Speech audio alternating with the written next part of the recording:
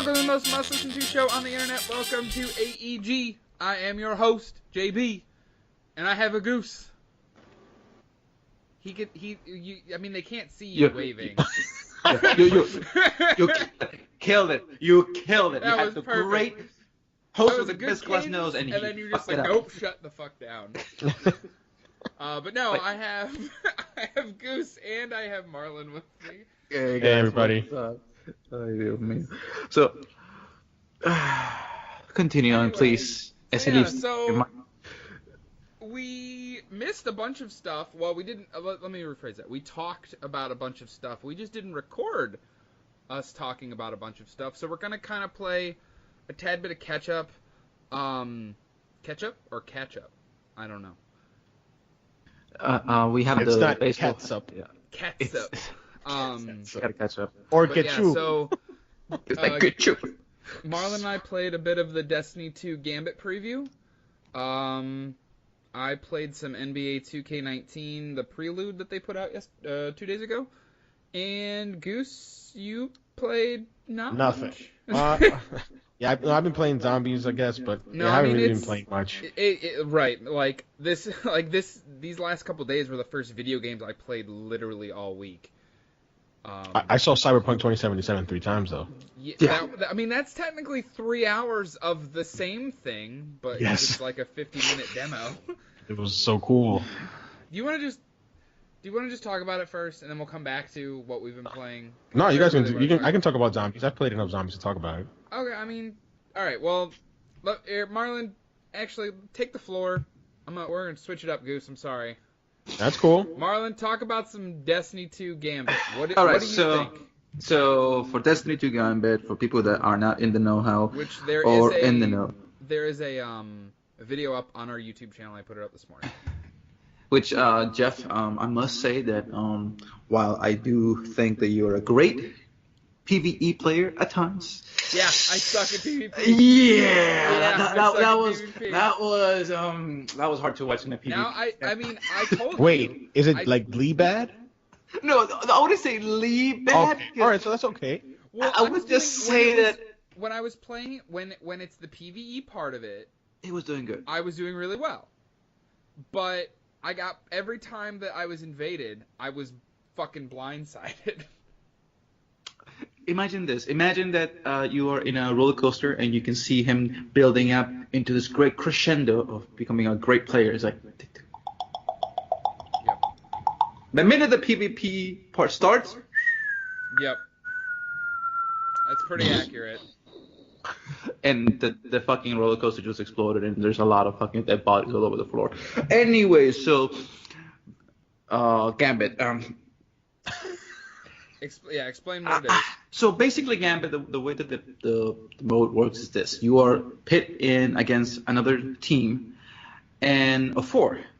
So you are in an instance of just like a map. Okay, so you got your beach portion, you got your ruins portion, you got like the actual plaza in the middle of the fucking map, where you are collecting motes from killing enemies. So you kill enemies, whether it's Cabal or Fallen. Yeah, I was gonna say the match that I played was Fallen. So you kill those enemies, you collect these motes that they drop on the floor, and they have tiers. So you have, if you collect 5 motes and then you drop it into the collector dispenser thing in the middle of the map, it will send a small enemy to the other side of the team. Like an orange bar enemy. And if you send 5, it's going to send like a small guy. You put 10 at once, you send a medium guy. You put 15, which is the max you can get at any given time, and it will send an ogre to them. And it will make them so that they cannot put deposit motes, and it blocks them, so they have to kill that guy. And then once they kill him, they can actually put motes back. And if you die from the PvE enemies, you drop the motes that you have. And if you die from PvP enemies, you lose also motes. So the point is to get to 75 motes. Once you get to 75 motes, then your primeval will appear, and you're supposed to kill a primeval before the other team. Now, if you're an invading player and you kill an opponent on, if you're invading and you kill an opponent on the other person's team, that primeval, if it's out, gains more health back. How do you invade a game?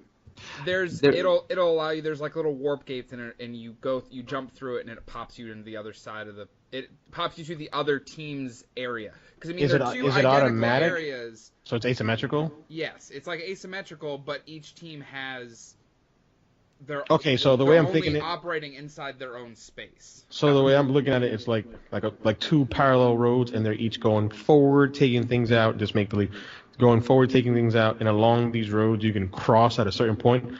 This invasion, is it automatic? Do you have to trigger it or work towards it? It'll pop up, and you jump through the gate, and it pops you into their game.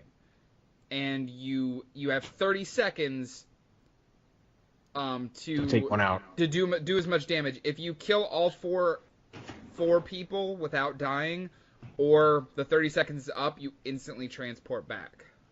How many people can invade? Is it only one? Only one at a time.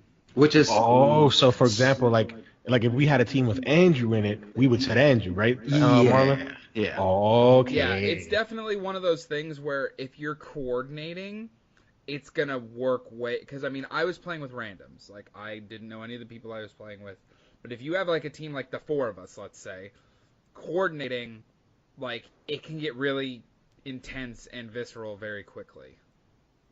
Okay, that makes sense. That sounds. I'm not gonna lie, I haven't played it at all yet. It sounds really fun. Like it is like, as of right now, even though I suck at it, it was still enough fun that I'm like, damn, I could really see myself playing a bunch of this. Marlon, right. is there specific gear you can get from this mode? As far as I know, there's supposed to be, isn't there? As far as I know, there's supposed to be specific gear that drops from it, like the gear that used to drop from Trials. Not Trials. The one from Rise of Iron. What is the Rise of Iron? Or oh, I know what you're talking about. God, Marlon is so bad at remembering things. He's the worst. I can't remember the name of it either. It's the one where you're supposed to go kill Fallen or... the Thunderdome type thing? Yeah. Oh, I know what you're talking about. It's... Yeah, that instance not Trials of Osiris. No, the Thunderdome. Valor? Something Valor? No. I know what you're talking about. Like, it was underneath that thing. Yeah. I forgot the name of it. But Arcane Forge. There we go. There it is. There we go. Arcane Forge. So basically, something like that. It's supposed to drop gear that's specifically only from there. So kind of like Arcane Forge.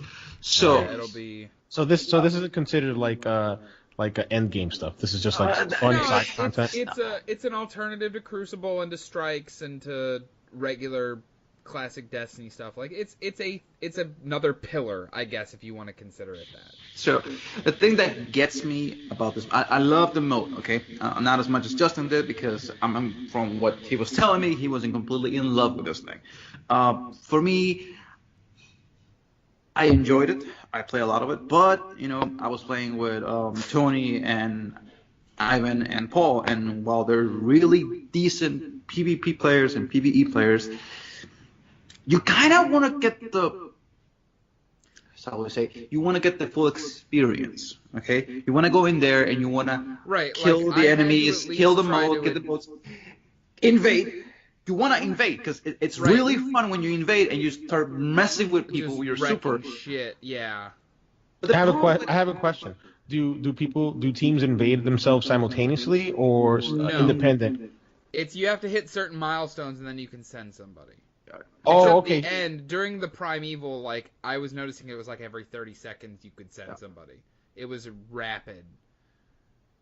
So it picks up towards when you're facing that Primeval thing. Yeah, when it gets down to the wire, because there's 3 rounds still. So there's you still have to win like 2 rounds back to back, or the way best 2 out of 3. It's best of 3. Yeah, best of 3. Wow, best of 3. That sounds yeah. Fun. And each match was like 15 or like 7 to 8 minutes. So each round was like the video, if you watched it, was 23 minutes was an entire match. I mean, they're not short. They're even longer than normal Crucible stuff. Wow, sounds really fun. What I played of it, I'm like I said, I'm super excited. I want to play more of it. So my issue with this, and I don't want to be the stick in the mud, as people like to say, but the problem that I have with this is that if you're a really good PvP player, or average, decent, that you can hold your own, if somebody, let's say for example that Andrew wants to go in there and just completely wreck shit. And you're going, okay, Andrew, next time I'm going to go in there. And then they're like, no, I'm going to go in there again. And you're like, okay. So you got to wait. And then let's say that, for example, somebody wants to hog that specific instance of just going out to the other side and killing people, just doing the PvP portion. You kind of lose a little bit of the flair that it has, because you kind of want to. The way that I see it, and my strategy when it comes to this is this: if you have your super, go in there. Right. If you're the first and I think only time that I invaded, I made sure I had my super ready to go. Because you want to maximize the amount of people you can kill during those 30 seconds. So usually people go in there with either hammers, Arc Strider, Dawnblade. I didn't see a lot of people playing with Golden Gun. I didn't see a lot of people I would say playing. I did Gunslinger, but that's my favorite subclass. So maybe a little bit of Sentinel, and a lot of fucking Stormwalker. I could just imagine, like, with the Titan now, with the one hit shoulder charge, just like sneaking up on fools. Oh yeah. The beauty about this is that because the minute you get into the other side, you are covered in this red light. So at times you stick out like a sore thumb, basically. Sometimes you stick out like a sore thumb. Sometimes if you're really sneaky about things, you can get. I know you said sneaky, but it sounded like you said stinky. Sneaky. Actually, because you could really be stinky about it too. So you can do this. So You can be me. I was in this match, and these guys were completely unaware that I wasn't there, because they were so preoccupied with the Primeval, and they were so preoccupied with killing the ads, that I just go in there behind and go with the Arc Strider, wow, kill 3 of them at once. Then they spawn like maybe, 50 feet away from me, and I just ran and kill them again. Yeah, because when you invade, it shows you where they are. Yeah. Oh, so they're highlighted or something? Yes. Yeah. Oh wow. Okay, so they've set it up with the purpose of you being a nuisance to these folks. Exactly. Yeah. Absolutely. And it highlights who has the most motes and who has, for example, let's say that you have one guy that has 15 motes. Yeah, it'll say next to their name, it'll tell you how many motes there are. As you guys are working towards these goals independently, can you see the other team working too before invading? No. You see them at the very beginning of the match, and if you invade. Oh wow, it would be cool. Like, you could look across and you could see them. Like, oh, they're over there. No, the thing is this: there's in the main menu in the hub, you can see like a maybe I don't know, say like a bar that's filling up, and you can tell, okay, so there are 50 modes and we're at 65. All right, so we gotta hurry up to get to the goal, to the threshold before they do it. Otherwise, we're gonna get fucked in the ass. So the minute that they unleash their Primeval, before you can invade them more often. Like Jeff said, if you have not gotten your Primeval done in time, because you want to get to 75 modes, then you can start invading and start fucking them up by not letting them kill the Primeval, because every single time you kill them, it heals the Primeval. So okay. So you really want to just be like a real nuisance to them. You want to be a dick, basically. I kind of like a troll. I kind of like this. Yeah, it's really, like, it is super fun. I want you to play. Obviously, you're going to play some Destiny now, Goose. Has anybody jumped to the PvP yet? Like, with all the changes they made? I played. Marlon and I actually played a little bit. Tuesday? Yeah. Yeah. Okay, so what do you want to know? Just do me. How does it I feel didn't in notice terms of anything speed? glaringly different, but again, I suck at it, so. All right. Yeah, like, how does it feel in terms of speed? What about the weapon slots in terms of you can carry multiple of the same weapons now? That's something that you would notice, I think. I do like the new weapon loadout system. The entire game now feels way more customizable, way more actual build heavy, like an actual like MMO. Like, you can actually be like, okay, I'm going to set up my character how I want it by having these weapon types and these weapon perks and these armor perks, and actually it feels more, you can set it up way more unique than ever, like even more than Destiny 1 with stuff. So I'll tell you this. So there's a couple of things that I had issues with at the beginning of the update. Because, for example, I saw at times that I wasn't getting any ammo bricks drop, and I saw that at times I was like, okay, so I'm using 3 shotguns. Okay, so we're gonna go in there, and then I would see random bricks that would just drop out of nowhere, and then I would be in spells of not getting anything. And then I realized that the perks that your armor pieces have now really matter. For example, there's Sir right now is selling exotic armor to pieces I need to pick that up. Like, that have the new perks on them. Yeah, one of them does, the Forsaken Ashes or something. No, all 3 of them have it. Like really? the Knucklehead Raider has it. The Warlock Vest and Ashes they all Wakers have Forsaken perks on them. So basically, is this the perks? For example, like one of the helmets could say, "List you can get more heavy blocks to drop from enemies." You could have more special ammo drops. So basically, like it gets really customizable in the sense of, okay, so this is my gear for PvP. This is specifically my gear for PvE. And this is my gear specifically for this type of environment. As for the weapons, they feel a little bit more responsive. You can actually go with scout rifles and actually do a lot of decent damage. Not just Gambit on land, but Nameless Midnight. You can actually go enjoy fucking what is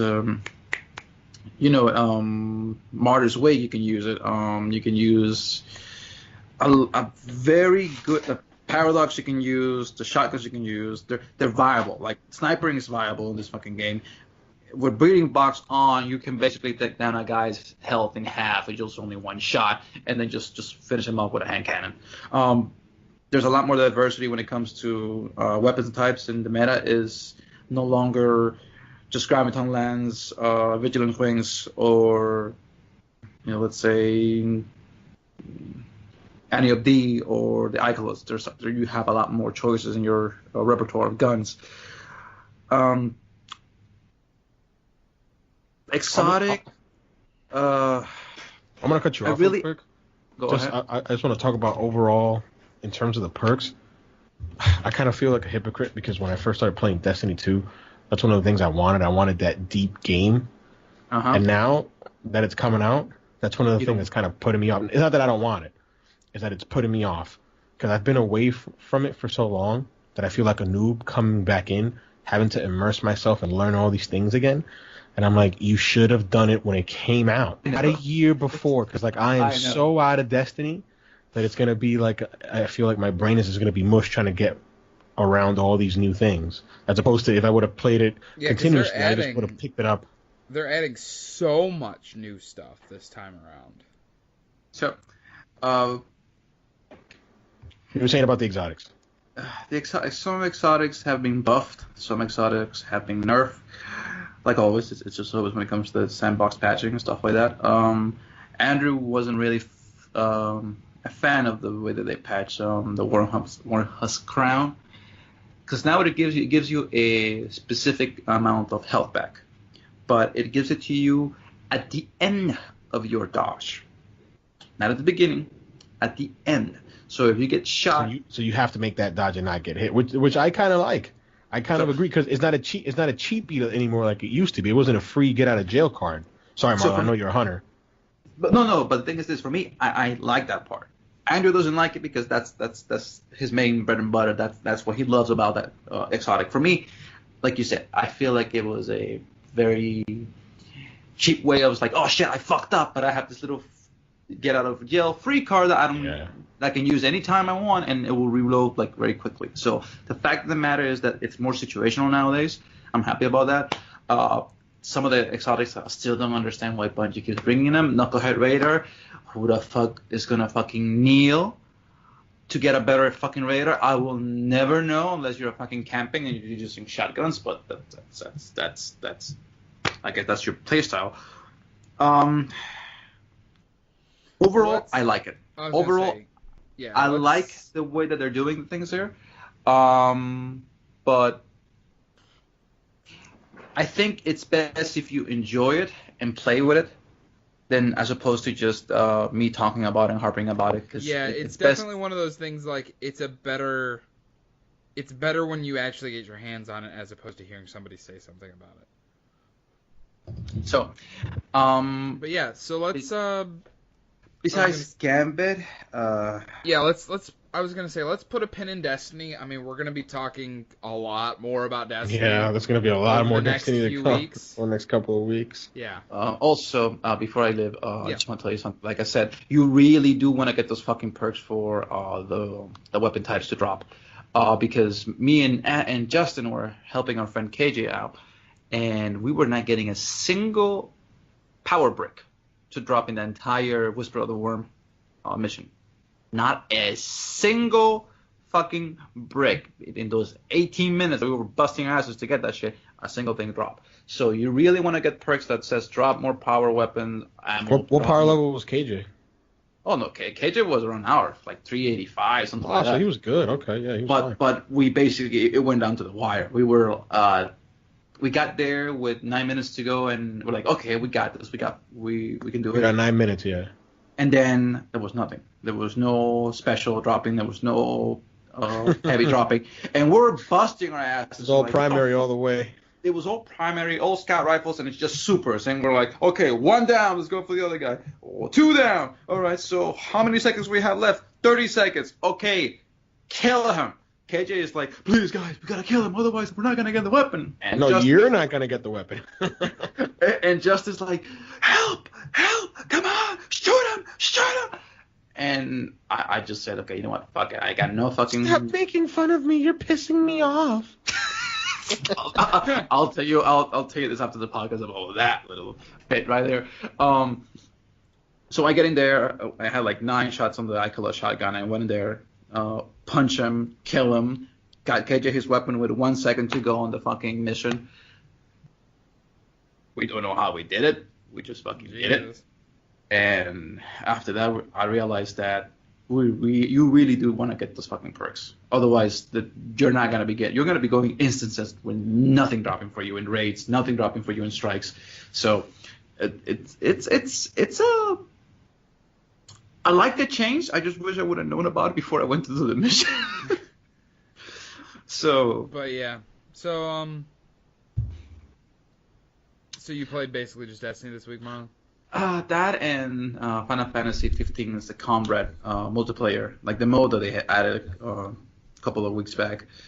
It's a really fun mode to play on very short instances, I want to say, because it can get really tedious when you're going on extended gameplay of it, because there's a lot of fucking loading screens. There's a lot of, shall we say, waiting around. Because the way Right. that the mode works is this. So you go into a quest, and you can go into the quest solo, or you can go into a quest with friends. But it's not like there's like an instance where all your friends gather. No, everybody's in their own little instance, and you're supposed to basically matchmake within the game. So you need to make a lobby, put a password, tell your people, hey, listen, I put the lobby up. Join. They join. You wait 57 seconds. If they don't join, you have to redo it all over again to make them join. After that, you get into another separate lobby where you can basically pick up items and pick up things to make a meal for the end of your quest meal. What game is this? Final Fantasy 15. Final Fantasy 15. Oh, okay. So once you get everything done, then you get into this quest. You kill monsters. You break their parts to get specific material.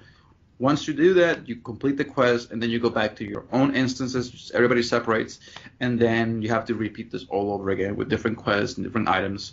And it's a nice little grind and loot thing you can do, but it's best enjoyed for example, hey, we're gonna be playing this game for like 35 minutes.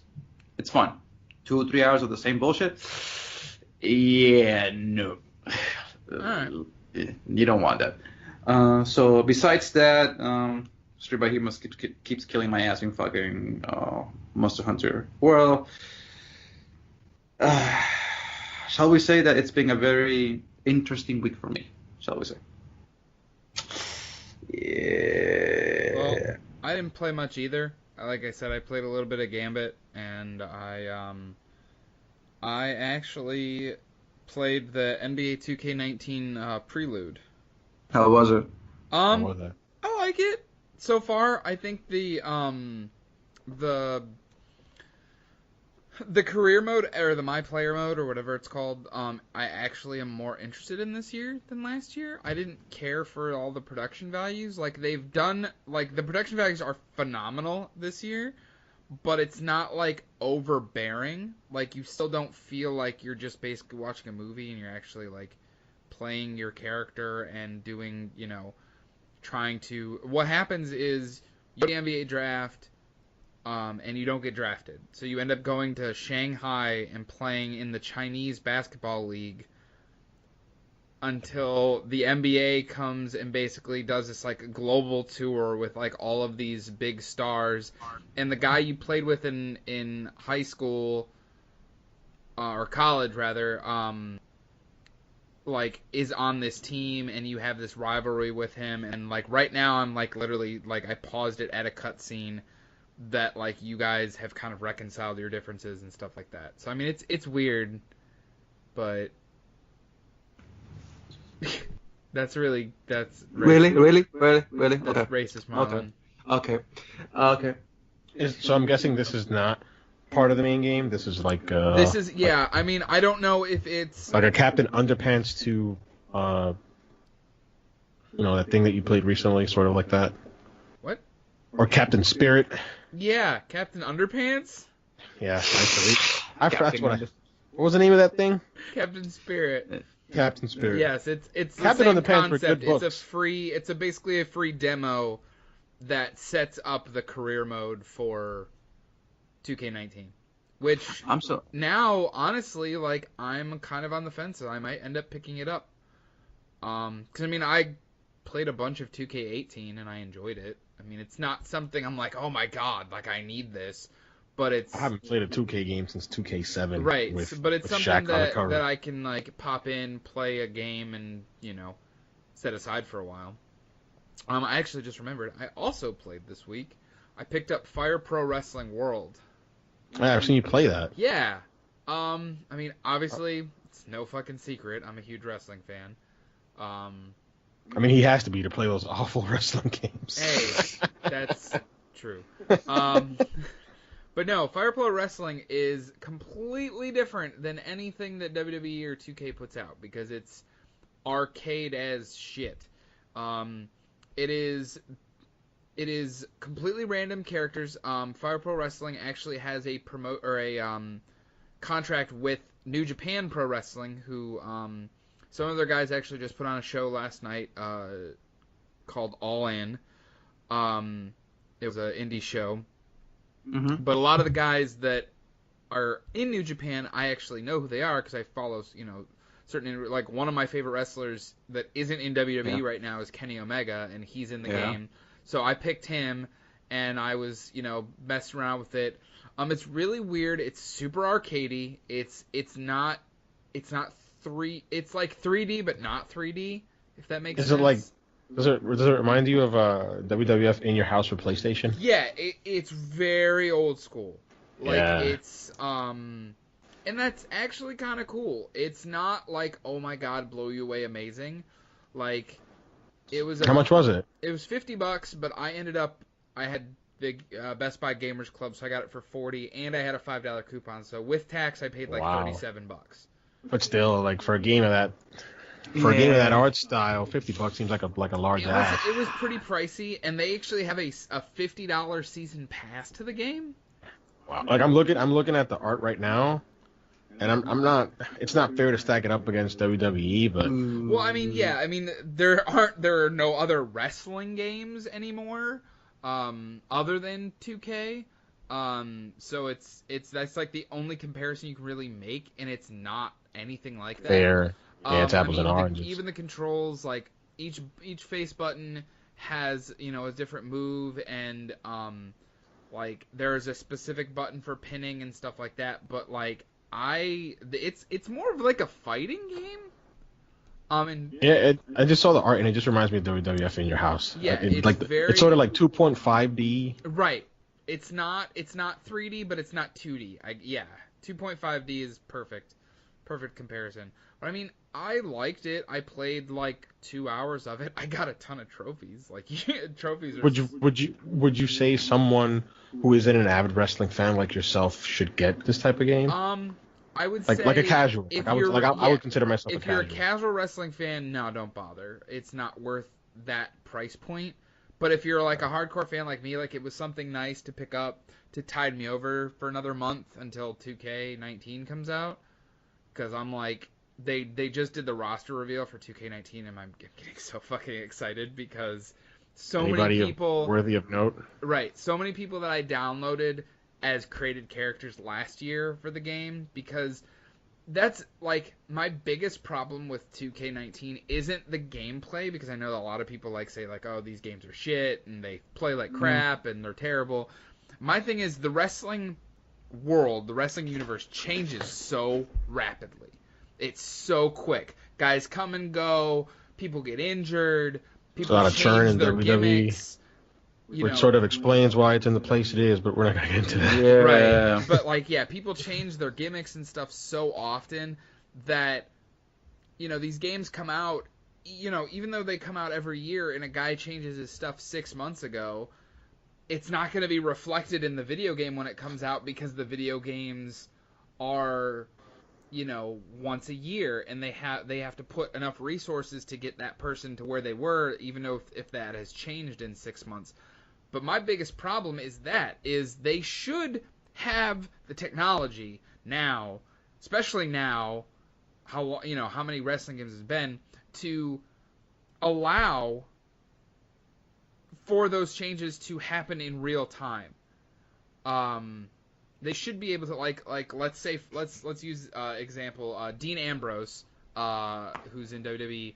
He got injured 9 months ago, just came back. Still part of the Shield, but looks completely different. And I know when he is going to come out in the game, he'll probably look like he did prior to his injury. Somebody like, there's a wrestler named Baron Corbin. He just changed his gimmick like 3-4 months ago. Now he's Constable Corbin. Even in the roster reveal that they did Constable Corbin. It's really Vince dumb. Has his hands all over he that. wrestles in a fucking suit vest and slacks. Like, it's really bad. Pissed somebody off. He pissed somebody off. Yeah, I'm pretty sure he did. Like, he shaved his head. Like, it was really, it was a very altered difference in his character. Someone's like, you gotta pay for 6 months, buddy. You did something. God, oh my. Pretty much. But, he changed. I'm looking at the roster, and I don't see any legends. They haven't. They announced 75 people, and that's not the full list. Man, I feel so out of it. I don't recognize half these names. Yeah. See, for me, they announced the Undisputed Era, including Adam Cole. Adam Cole is one of my top guys right now. That I'm a fan of. Is he an NXT guy? Yeah, he's an NXT guy. I was actually more interested in who they're bringing from NXT this year than because I care about NXT guys, certain NXT guys, more than I even do the main roster people. Because NXT is consistently a better product, but this is neither here nor there, because this is all behind. That's Hunter's baby, right? Stuff. What? NXT is Hunter's baby? Yes, yeah, actually, NXT. I'm wearing an NXT shirt currently. It's Triple H's brainchild, and he has consistently blown WWE. Whenever they do, because a lot of times every 4 months, the big 4 pay-per-views, Royal Rumble, WrestleMania, SummerSlam, and Survivor Series, they'll do an NXT show the day before those shows. They are, every single time, without a doubt, no questions asked, they are always a better show. Damn. And it's kind of depressing. It's just because it's depressing. It's because Vince has his hands all over stuff. He needs to just let Triple H do his thing. Yeah, I was reading an article the other day. It was just the things, the cool matches that we're gonna get once basically Hunter takes over, or once Vince dies. Yeah, Well, yeah, basically. yeah. Well, I'll 'Cause, tell I you mean, this though. I If feel at this point Vince is going to leave the company. I mean, obviously going to leave the company to his daughter and to Shane, but Triple H has enough of his hands in the business, being Vince's son-in-law, that he's gonna let me ask you probably this: take over day to day. He's got an eye for talent. I mean, the women's division is all him basically. If you let think me about it. ask So you is this though: 205 Live now. is he gonna give her to his daughter before or after the car crash and the fire? Is he gonna give it to Triple H after he gives him a power bomb in the middle of Yeah, I was gonna say it's very curious, like how they would even transition something like that, but it's either gonna be far-flung future or within the next 10 years. Like, for me, I haven't watched wrestling in probably about 10 years. Yeah, it's been a long time. I mean, I dabble here and there, but I haven't been on it. It's the one thing that got to me was when they did the whole shtick about Vince McMahon dying in a car crash that turned fire in the middle of the fucking parking lot. I think it was in yeah, I know. Yeah, Monday I know Night Raw, I you're think. right. Yeah, I know. And I was thinking to myself, all right, so I know he's not dead. How are they gonna bring him back alive? Is my fucking thing. And then I remember maybe like 2 months ago, like they literally like just scrapped the whole fucking thing. It says, we didn't do anything like that anymore. Don't worry about it. It's like he just pops out of nowhere, like there's nothing happening. That was extenuating circumstances because he, quote, killed himself and blew himself up in a limo, and then somebody, Chris Benoit, killed his family and himself like the next day. And it was like, yeah, so they had to basically like scrap the idea because it was that's infamous in very poor taste. Man, am I the only one who's upset that they've taken on Chris Benoit's matches out of WWE Network? Like, he had so many good matches. They haven't taken them out. They haven't? You can't search them. Oh, okay. He is not, like, you cannot search Chris Benoit and nothing will pop up. But if you go to a pay-per-view, like, let's say, like the WrestleMania, Backlash, like 2002, the WrestleMania when he 20 faced main Kurt event, Angle, 30-minute submission match. I want to see that. Yeah, you can go to that pay-per-view and it won't even be like, because they have like a blip, like the start of the match, the end of the match. Yeah, it won't be on there either. But you can still go to that point, and if you see like a giant gap of time, you're like, okay, this must be a Chris Benoit match. Like, wow, that sucks, man. Yeah. And because the thing is, like, yes, what he did is deplorable and awful, but he still, as a competitor, when he was a wrestler, was awesome. Of the one best. of the best. Yeah, it's one of the greatest matches. I love Benoit anyway. Right. Whatever. I did too back in the day. Like, but yeah, what he did was awful. But you remember that SmackDown match when he faced off against Stone Cold and he gave him like 12 German suplexes? Yeah, man, I love that match. Like one of the best. It's like, holy shit, is it over? Is it over? Another suplex. Like, right. Yeah. It was like, yeah. That match was like one of Stone Cold's.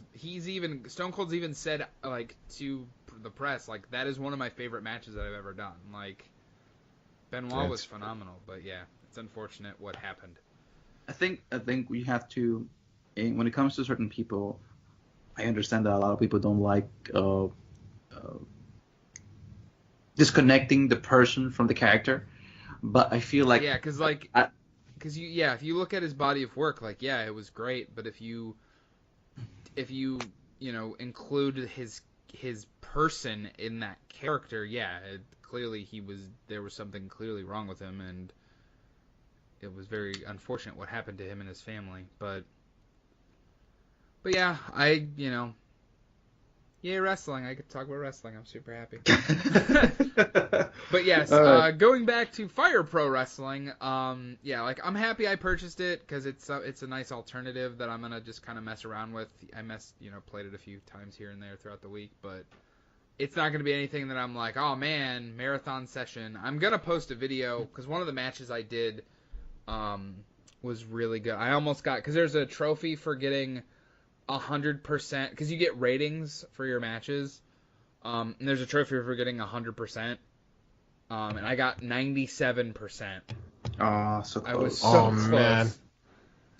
Close. I recorded that match, and I was gonna cut it up and post it on our on the YouTube channel. But Other than that, I didn't play in much anything. You guys want to talk about Cyberpunk though?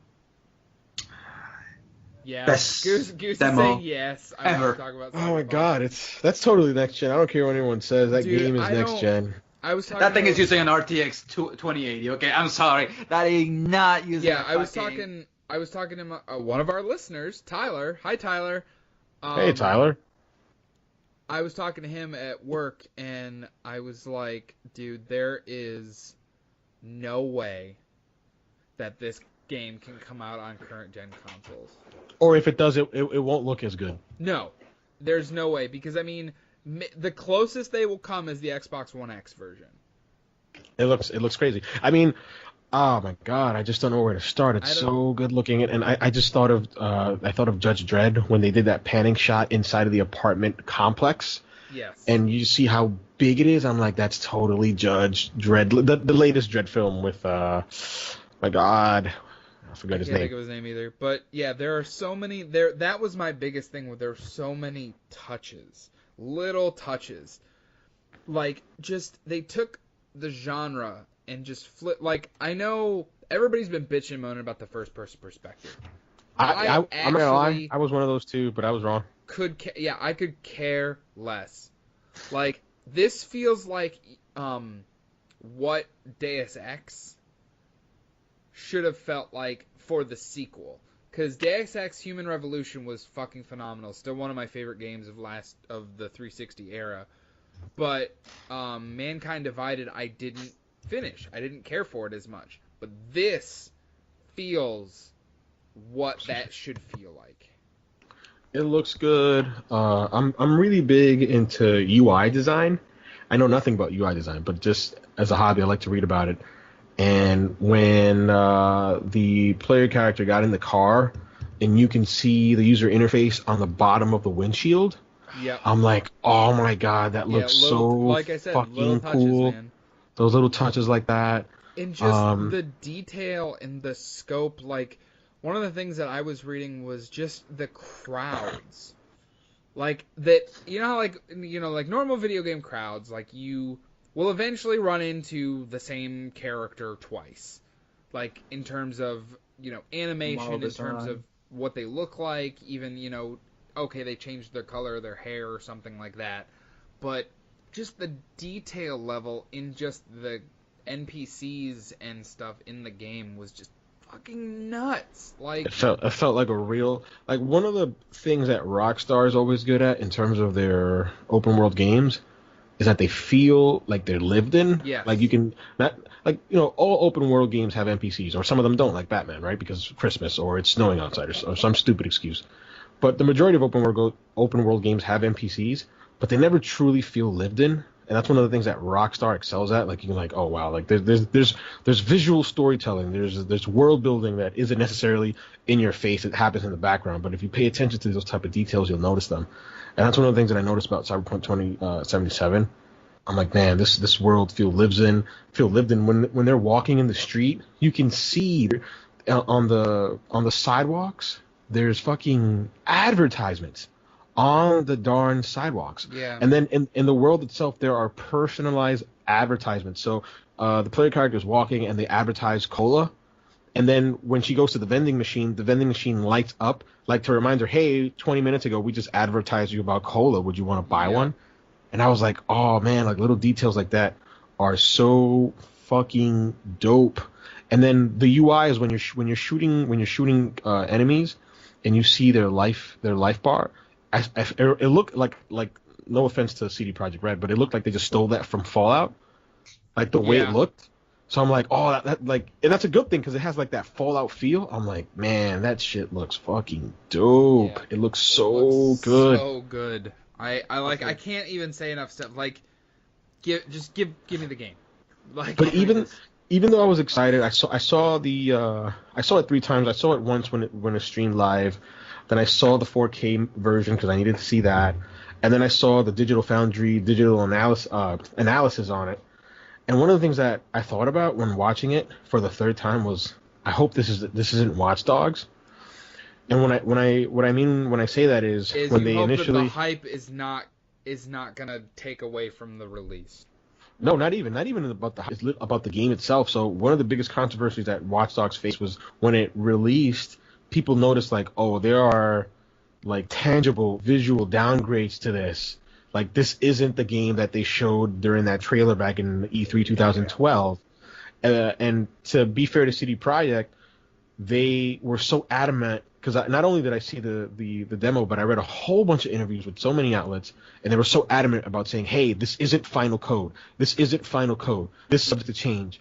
And I'm like, we all know this, but the fact that they were harping on it so much leads me to believe that between the time that they released this demo and launch, like things may change. And I'm like, man, like I hope that we get what they showed us, and it isn't a Witcher 3 debacle, and it isn't a Watch Dogs debacle, because it looks so promising and so good.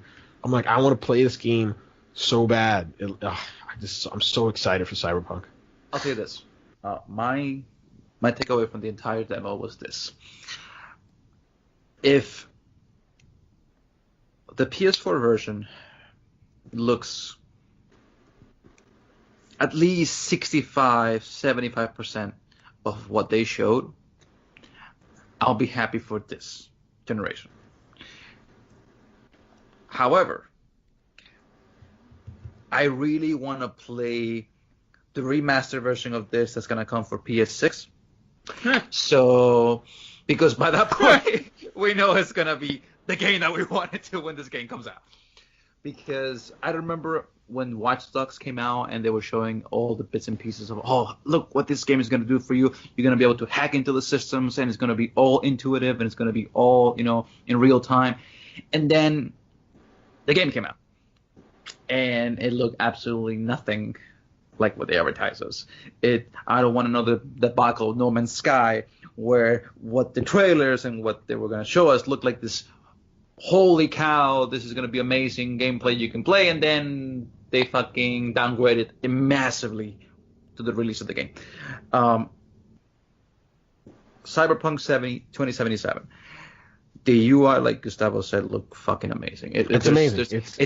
It's something about this, because for me, when it comes to UI, it's that sometimes you don't have to have like this thing that's in the.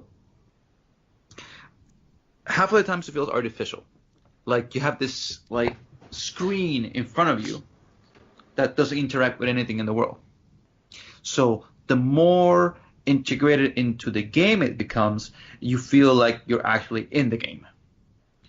Because half of the time when you're with a UI, let's say for example Destiny, the UI, it feels like you're wearing a mask and all the information is going to the visor of the mask. With this, it's not like that. It's like the information is around you in the real world, because, let's say that you're in a car, okay, and you're in a car in the game, and you're looking to the windshield, and then you see like all the information going down to the bottom of the windshield towards the top, and you see, okay, so 5-6 enemies coming into this way for this side. You have this quest gonna pop up from your windshield, your mirror, and the minute you get off from the car, it changes, and it totally changes with the environment that you are, and it totally changes with the way that you are, with the way that the environment reacts to you. When I saw the advertisement, I was like, man, fuck, this just feels so fucking like, I feel like I'm in the city. It feels like authentic. I'm just another part of the gameplay. I don't feel like I'm just doing a set piece. That's just it feels authentic. Like that's the best word I can use for it. And then another thing that I'm worried about, I really shouldn't be worried about it because the game's like nowhere near release. It's just like, I'm like, the game looks good, the world looks good. Like they had those panoramic shots where you can see like this. It's very I don't know how to say it. It's very vertical heavy. Yeah. Like it just looks. It doesn't. I have a feeling that it's not going to be a very big map, but it's going to be a very dense map. Yeah. Which I have no issues with. Like I rather have something that's small but with lots of things to do, as opposed to having this huge map that's with nothing to do. But I'm thinking about the narrative. I'm like, man, you can tell like such a great fucking story in terms of, and you can even try to adapt like some political stuff going on. Like, everybody, a lot of people are salty because like, oh, you got the rich folks and you got the poor folks and you have this income inequality, and they could really lean into that.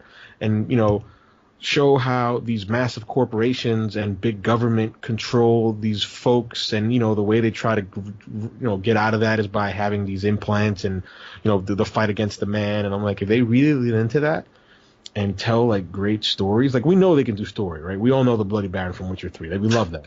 But if they can lean into that, that'd be so fucking cool. For me, it's the thing that when the whole debacle happened in Twitter about Project Red, and people were like complaining about it, I'm like, bro, like, you guys can't even take a joke anymore. It's gotten so hypersensitive that it's stupid. But this, if people get sensitive about a little thing that happens to them that they don't like, it stagnates writers and creators of making a great storyline for a game. Because it's, we can't put that because it's too sensitive for the audience, so we can't show that. And I go, no, just let the writers do their job. Let the people that are creating this game in this world, just let them tackle these issues and themes and motives that just makes the game better. Okay, life is not this little sunshiny pink world that everything that happens, it only happens to the things that you like. Like, no, there's discourse, there's arguments, there's things that you're not going to agree with, but it makes the game better by just saying, you can do the kind of jokes because it's not politically correct. It takes away from actually making it a wonderful game. It just makes it more I don't know. I agree with you, but I'll be honest, I don't think I'm worried about it with CD Projekt Red. I think that they have enough clout, and even by some of their Twitter stuff, I think they're cheeky enough to just throw caution to the wind and be like, hey, we're making the game that we want to make. So I'm not really worried about it as much in terms of online banter stifling their like narrative chops or whatever. I think they're gonna be okay. I just don't want to see just that I wouldn't want to say censorship, because it's not even censorship. It's just I don't want to see people putting their grubby little hands into a fucking great game and changing it just because they don't like something. Yeah, I don't want it. Cause like that Spider-Man Puddlegate thing. So bad. Oh, reading those things on Reddit was my god. What's wrong with people? Like, please just do something else with your lives. Oh my god. It's like, here's an example for you. And I don't want to get too political for it. Eminem drops a surprise album, right? I don't know if you guys heard about it, but he basically just dropped a new album called Kamikaze. And I'm like, shit, Eminem just dropped an album. I have not heard it. And I just Googled it, and the first thing from the Hollywood Reporter, why Eminem's surprise album Kamikaze is an epic fail. So the thing is this, though. Like, Eminem has been saying curse words and bad words since, ever since he got out of fucking 8 Mile. Anyway, 8 Mile. And for some reason, he's just said the word F, and I'm not gonna say it because apparently it's a wrong word to say nowadays. But he says it, and everybody just goes fucking nuts. It's like, he can't say that. It's wrong. It oppresses me, and I'm like, bro, it's a fucking word. So he said the F word. Big deal. It's not gonna kill you. And I go, bro, it's just so stupid how some people just let their. I don't want to open a can of worms because we're not a political podcast, but we are a conversational podcast. But I just want to say, like, I remember when he came out in the BET Awards and started dumping on Trump, and everybody just got on his side. I just thought the hypocrisy, like, I grew up listening to Eminem. So I thought the hypocrisy was so big. I'm like, this is a guy who would rap about raping and killing bitches, right? You guys, people on the left, you lefty folks, you guys hate this type of shit. But he's the hero because he's dumping against Trump. I'm like, the hypocrisy is bananas. So for me, it's just, the world is not something that we can change easily. I understand that, and there are certain things that we shouldn't be making jokes about it. I know there's certain things that we shouldn't be, making light of or make fun of. But you also have to understand that the world is not pretty. There are things that happen in this world that people are not gonna like, and you cannot censor that because you don't like it. Okay, you cannot protect everybody and everything from every little thing that happens in this world just because you yourself don't like it. So because let's say that Project Red decides to do a piece on Cyberpunk 2077 that deals with motifs about transsexuals, and because I of the don't way care. They better let me identify as a panda. I want to identify as a panda. So if they can do that and just like just make a storyline, like a quest that, like, you know what, this actually pretty deal. But no, everyone's like, no, they can't do that. It's wrong. I'm like, bro, just let them do the game. If you don't like it, you don't have to do that quest. People are so stupid. I'm watching the Cyberpunk 2077 demo again, and one of the comments says, "That is the most detailed nipple I've ever seen in a video game." Who says that? It's like, God, Lord. I think that's. I mean, the game is going to be incredible. I think that's a good place to kind of put a pin in Cyberpunk. I mean, because clearly we're going to be talking about more once they release more stuff for it and stuff like that. Yeah, I'm so excited for it. It was fun to watch, and I'm usually one of the people that I like being radio silent and just black out and don't listen to anything regarding a game. Yep. But I couldn't contain myself. I'm like, I've been waiting for this game, and I saw it, and I just fell in love. So yeah, I'm looking forward to it. I think all of us are. I think the one thing that added the mystique and the mysteriousness of Cyberpunk 2077 was when it says we're going to be having a closed door look on this game for everybody that's on E3 and for the press. You guys can see this, but you're not allowed to show anybody what this is. And when the press and Jason Schreier came out, fucking Colin came out, says the game looks fucking amazing. I was like, yeah, you say that, but I don't believe you. I'm like, yeah, you keep saying that. It's one of those things, like, you can be told something looks great a million times, but until you see it for yourself. So when the demo dropped and I saw what the game actually looked like, I go, okay, this guy's weren't fucking kidding around. This game looks crisp. So yeah, that's one of the things that I was worried about, because like coming out of E3, like all the outlets were just buzzing. Like that was the game. That was everything everybody could talk about. Oh, did you guys see that closed door Cyberpunk 2077 demo? Blah blah blah. And I'm like, man, watch when they come out with it. I'll be disappointed. And I was anything but. So that was really cool. Right. Yeah. It was good. Real quick, I want to touch on Xbox had some pretty big announcements. I've got it. During Gamescom. Real quick, a couple games that I'm looking forward to got release dates. Devil May Cry 5 is March 8th. Sekiro: Shadows Die Twice is March 22nd. Pre-ordered that shit. Pre-order that shit. Maybe, kind of, if you want to. Screw GameStop for getting all those exclusives, but I'm getting that steelbook. Dude, GameStop's been doing a lot of exclusives lately, and it actually kind of is starting to irritate me.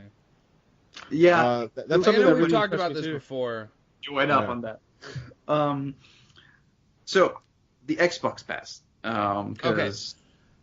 So the big thing that Microsoft announced, aside from a white Elite controller and a white Xbox One, yes, I'm buying that shit. Yes, sue me later. I don't care.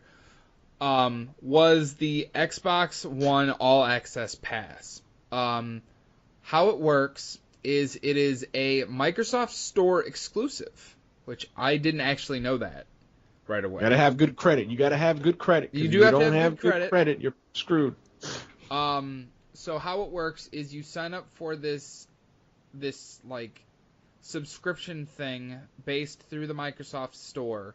It's like a cell phone plan. It's like a cell phone plan. It's like a cell phone plan. So it's at least for your console. You can either do an Xbox One S, a year of gold, and a year of Game Pass for $22 a month, or you can do an Xbox One X and get the same year of gold and Game Pass for what, $35 a month? 34, yeah. 34, 35, one of those two. I think it's fucking awesome. I think it's a great deal. Granted, I think Granted, go ahead. Yes, Marlon. I see the Iron Sheik shaking his head. No, I think it's a fantastic deal, especially if you've never had an Xbox One before. The only hang up is the fact that it is Microsoft Store exclusive. I think it's a pilot thing. I think they're just putting it out there and see how it works, see how consumers react. Because I don't think GameStop would want to sell this. I don't think brick and mortar stores want to sell this because no. Because they are specifically cutting. Away. Yeah, they're specifically cutting into their margins, and they don't want that. That's a if that happens to GameStop is going to die. I mean, they're going to die anyway. But eventually, eventually they're going to die, which I will be laughing when they do. Like Blockbuster. But no, I think this is huge. I think I on this podcast have been harping about the way Microsoft has been positioning itself to upend the way the industry works, and I'm very proud of that. Because I like to pay attention to those type of things, to these trends in the industry, not just the games itself, but the platform holders. And I think this could be a very big thing if it takes off, because it'll just completely, whether for good or bad, change the way the industry makes its money. This affects not only the platform holders like Sony and Nintendo, but this also affects game publishers like Activision, EA, developers big and small. This is huge. They are literally, the best word I can think of is upending the way the industry works. I mean, we all know how it works. You buy a console, right? If you're Sony or Microsoft or Nintendo, you sell a console and you make money on accessories and you make money on software, right? Yeah. And then at the tail end of the console cycle, you'll make some money. When you make it smaller and you make it lighter and you bring out the S revisions, you make some money on the console. And Microsoft is saying we are foregoing all of that. Yep. We're not going to make our money that way. We're going to make our money Netflix style. It's going to be a consistent revenue stream. You're going to keep paying us, and we're going to love it. And I'm like, I'm sorry, Marla, I promise I'll let you speak. If this takes off, this is big. This is real big. This is huge. This is huge. Great service from Microsoft. Great service from Microsoft. The best service ever. So basically, when I saw the announcement, what I thought was Xfinity. That was the thing that kept popping in my head. Remember back a couple of years back when Microsoft said they wanted to create Microsoft TV? They wanted to create like a Halo series. Shows. Yeah. Microsoft Studios for like television content. When the Xbox One released, yeah. So basically, if Microsoft is able to create yourself a console that people are paying, like let's say for example, like a Xfinity, you're basically buying the box and you're paying for the service. So let's say that Microsoft decides to buy a couple of TV rights for certain shows. ESPN. Say ESPN, like NFL football or something like that. Exactly. Let's say that Microsoft decides to buy some of those things, and let's say they decide to package it with their Xbox. They want to package it with their console. You're thinking the way I like to think. Nice. So you're paying them, let's say, $15-20 a month, but it's consistent revenue every single month, and this is just without adding any games. You can add MMOs into this thing that Microsoft owns, and it's first party for them, and they can say, oh, we have this, let's say, some WoW type of MMO that you can get packaged into this console. So you're adding all your IPs, you're adding all of your software into this box, and now you're not just paying for a console, you're paying for a service.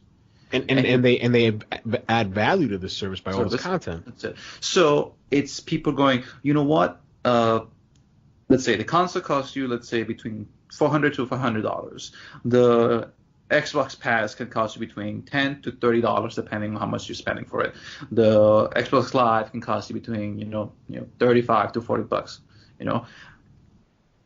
If you package it into this like nice little deal, says, oh, listen, this game, this console, this service pays by itself the more you have it. And the longer you have it, the more you are saving.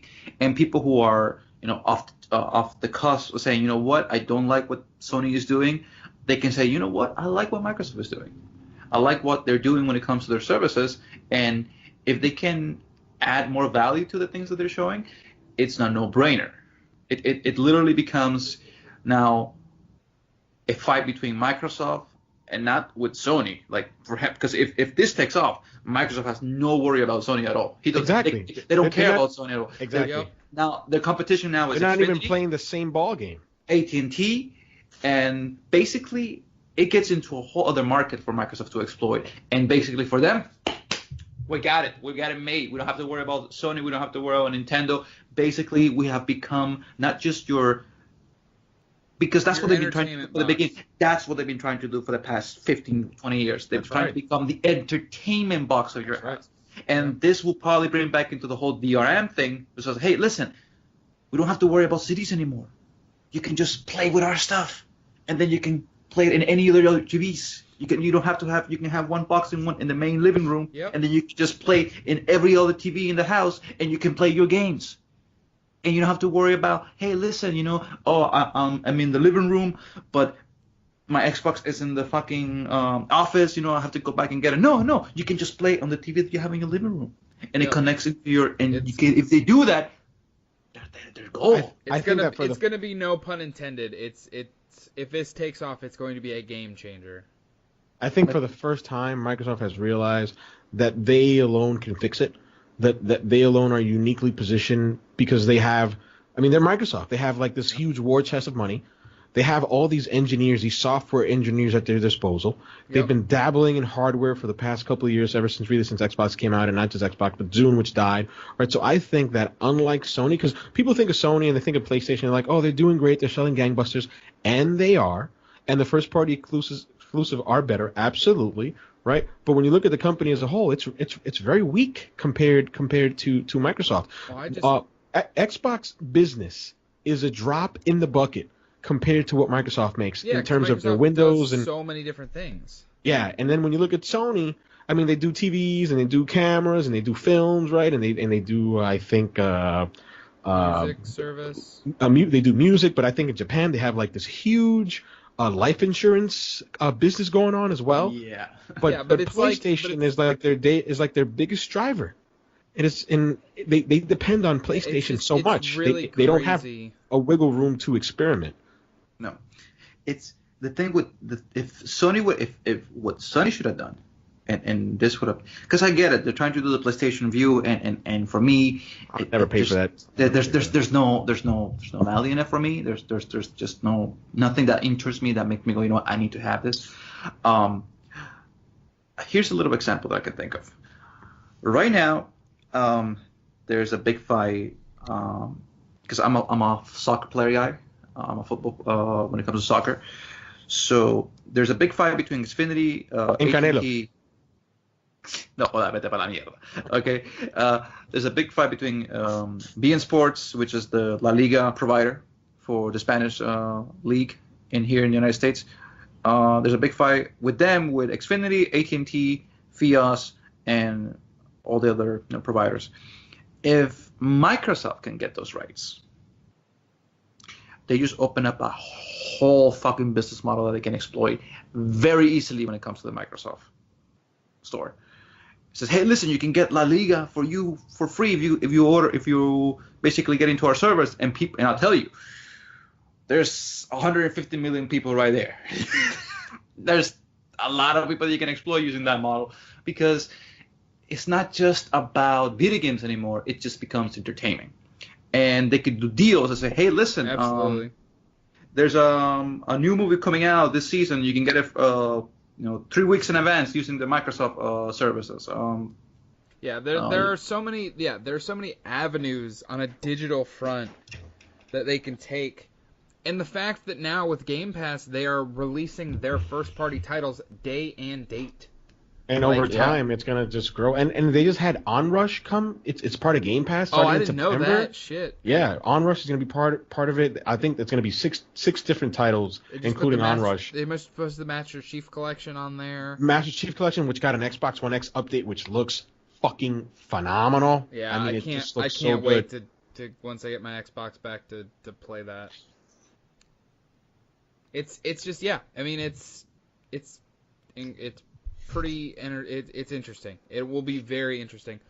I mean, I don't really have else much to say on it. Do you guys have anything else that you want to touch on before we close this thing out tonight, guys? Sony. Buy the Blu-ray of Batman the Animated Series off Amazon for $88. Okay. Okay. That was it. That was my closing statement. Okay. I'll say this: Sony, Microsoft is going after your ass if you don't change your shit. I'll tell you this: they're gonna go for your ass and they're gonna take your money. I was man, it's gonna be very interesting. Like, because last generation, 360 generation, I was an Xbox guy. Period. Plain and simple. This generation, I'm a PS4 guy. That could change. And that could go back to the way it was. Actually, I lied. That wasn't my last statement. Unless, actually, that's not true. If my friends were to leave PlayStation, like my close friends, in terms of the people that I usually play with, if they were to leave PlayStation and move on to Xbox, then I'd move on to Xbox. But I've just been with PlayStation for so long.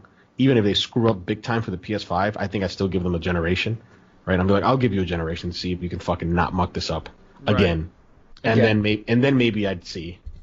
Yeah, Marlon, you have anything else to add?